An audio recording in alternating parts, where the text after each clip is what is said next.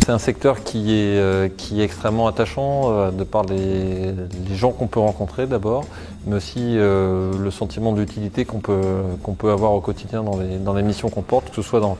la gestion opérationnelle des structures, dans la vie du système de santé par le réel, mais aussi dans les missions de pilotage ou d'évaluation de notre système de soins. Ce n'est pas un secteur facile tous les jours, mais c'est un secteur qui mérite qu'on s'y engage.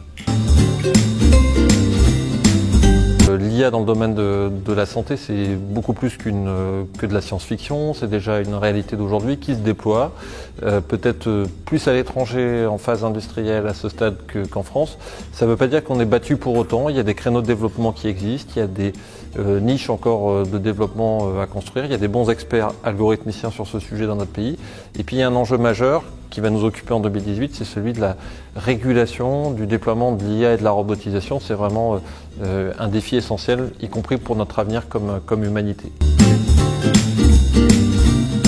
Éthique IA, en fait, c'est une initiative académique et citoyenne. En fait, c'est la conjugaison d'un réseau à la fois d'experts, mais aussi d'universitaires, de professionnels de terrain, d'usagers, de représentants, qui s'est constitué au fil des années avec cette prise de conscience de la nécessité d'une régulation du déploiement de l'IA et de la robotisation en santé.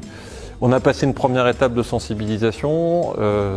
dans le cadre de la consultation préparatoire à la mission Villani, et puis en essayant de faire des efforts de conviction pour que le sujet de l'IA et de la robotisation soit une des têtes de chapitre de la préparation de la révision des lois de bioéthique. Il faut d'ailleurs se féliciter que cette première étape ait été passée. Jean-François Delfrécy, le professeur Delfrécy qui coordonne comme président du Conseil consultatif national d'éthique, a fait de ce sujet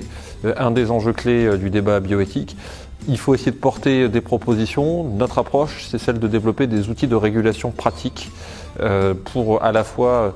ouvrir la voie aux innovations que permettent la technologie, mais en même temps mieux les réguler sur les plans du droit, de l'éthique et puis aussi de l'adaptation des métiers,